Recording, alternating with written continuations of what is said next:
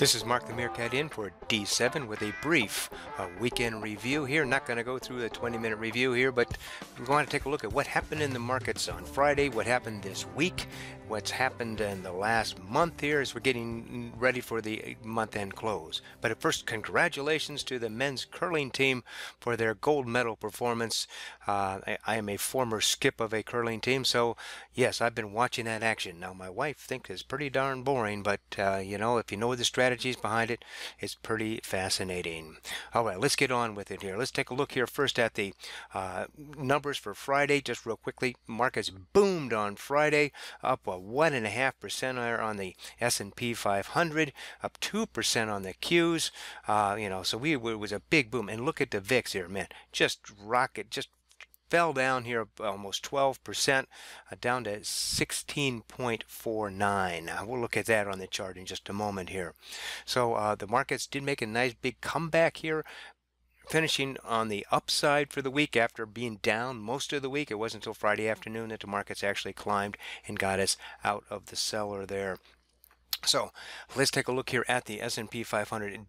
First of all, on the daily charts, we're looking at the SPY, which is the ETF on over there, of course. And look at this. It was hitting its head on the daily here. We were high basing here all week. It just pulled back a little bit. Some gyrations when we had the Fed announcement there on Wednesday, or their Fed minutes were released. And then again on Friday, boom on Friday. But where did it stop? It stopped right here at this former resistance line here on the major trend line here, and right at the crossover of the 50 and the 20 on here. But let's take a look here at the fib line for it, right? If we do the Fibonacci retracement here, we start up here at the top and work our way down.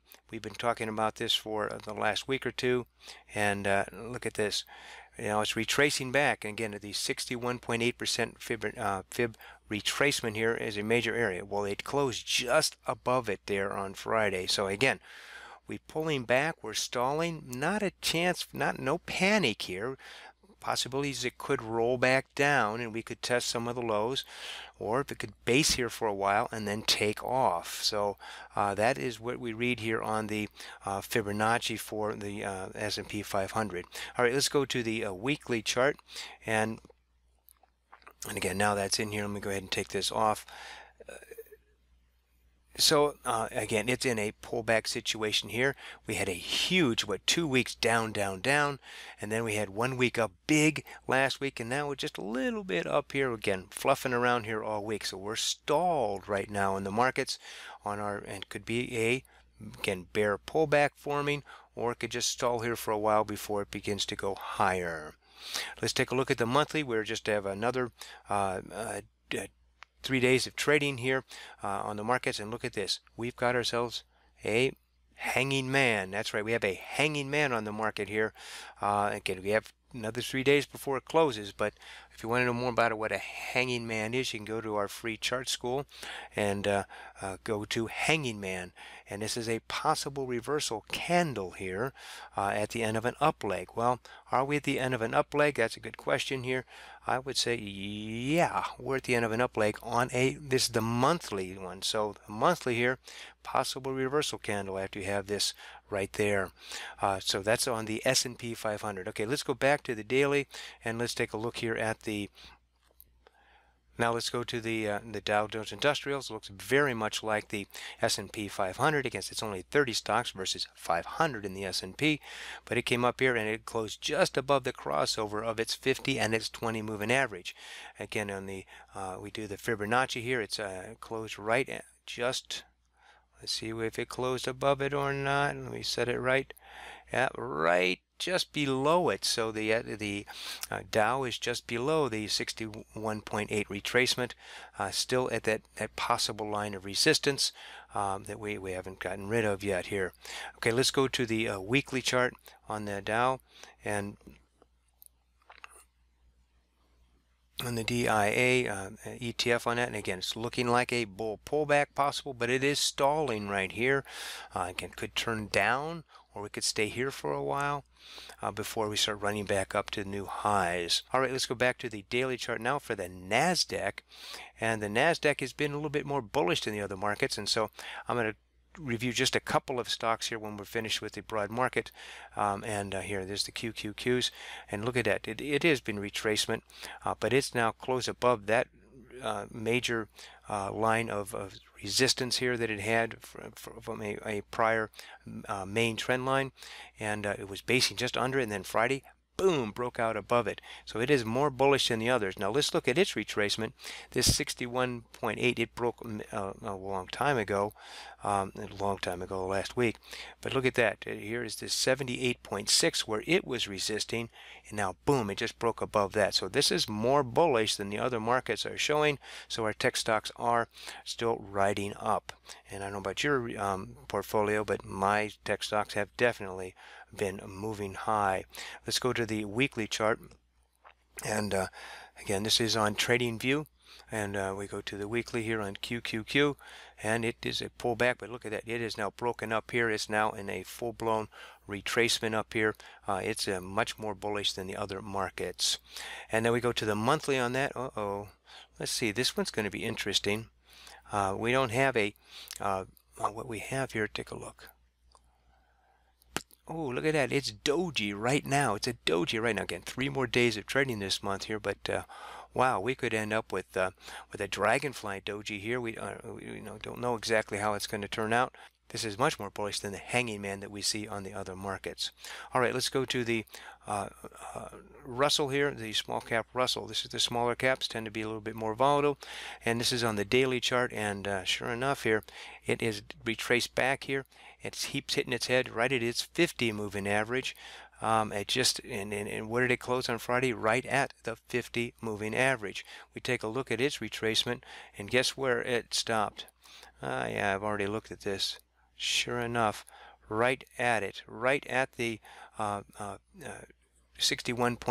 retracement, possible resistance there. It is closed right at that end of 50, so it's got 2 areas here.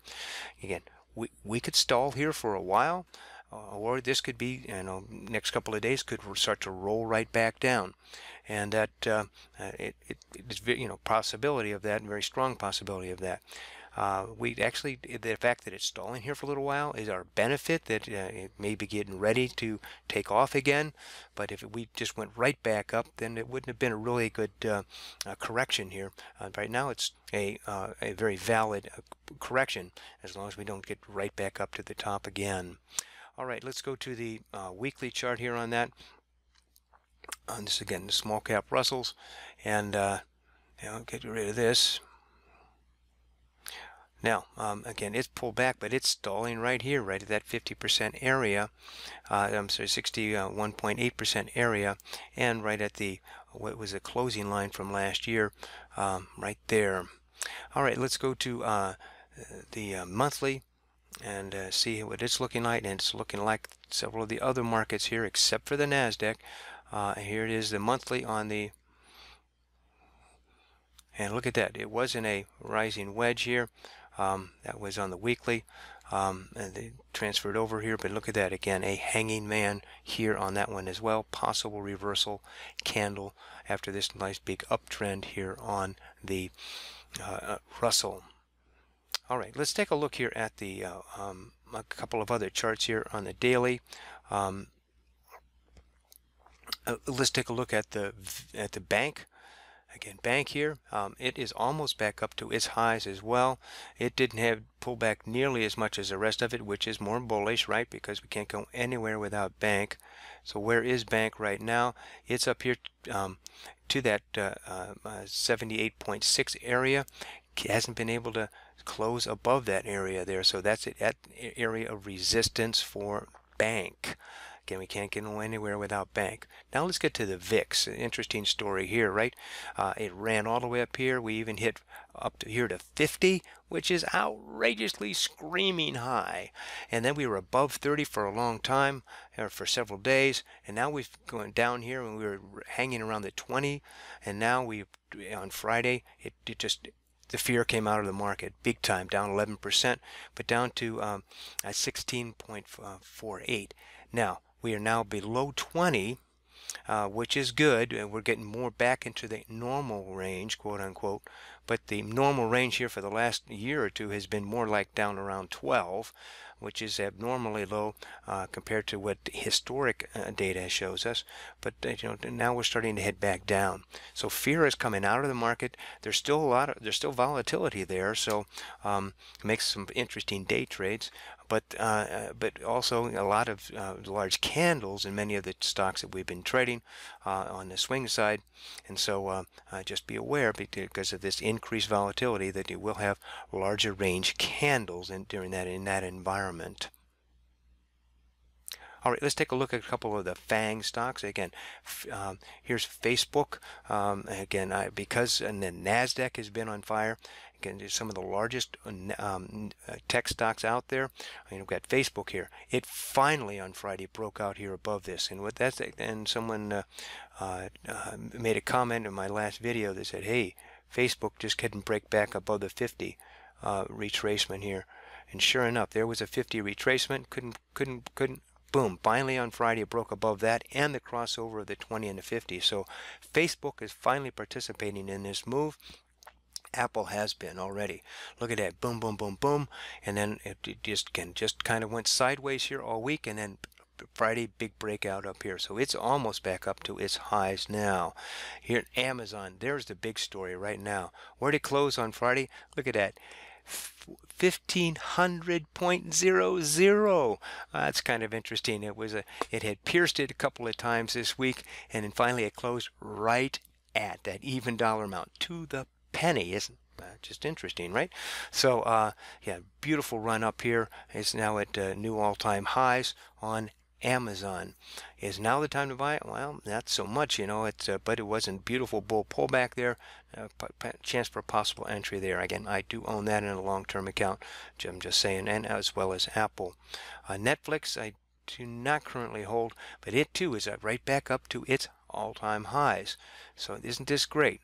Well, this may not be all-time highs, but back up to these highs of the prior swing high here, right? Beautiful. They're much stronger than the rest of the market. The rest of the market's still struggling to get back up. I think in the small caps are just getting back up, especially. Then the last of the Fang stocks is Google, GOOGL, and it's struggling to get back all the way up to the top. Let's see where its retracement is. We looked at this one at my video on Wednesday, and sure enough, it is. Just broke out. It's the first time it has closed above this 61.8. So it's now just above that area. Now, will there be follow through on Monday? We'll have to wait and see. But it has actually pierced that area of resistance. Again, possible resistance, right? And has been so far. Well, this is Mark the Meerkat. D7 is out in Las Vegas at a conference, and so I'm just trying to do an abbreviated version here of the weekend review. But where are we? We are stalled. We are stalled at some major lines of resistance after the major pullback. Now, there's no panic here. We could sit here for quite a while and then take off again to the upside, or it could be a bear pullback to go down and start to test those lows of the correction that we just had, which is the 10 to 12% area. So either way, if you're long in your positions, just manage your stops. And if you're short in some positions, I would manage those as well. The market is not giving us a clear direction right now. Here in the last week, we've just been sitting there at the highs. Well, this is Mark the Meerkat. Hey, just remember that it's better to not be in a trade wishing you were in than being in a trade wishing you were out. Trade well, and may your winners run.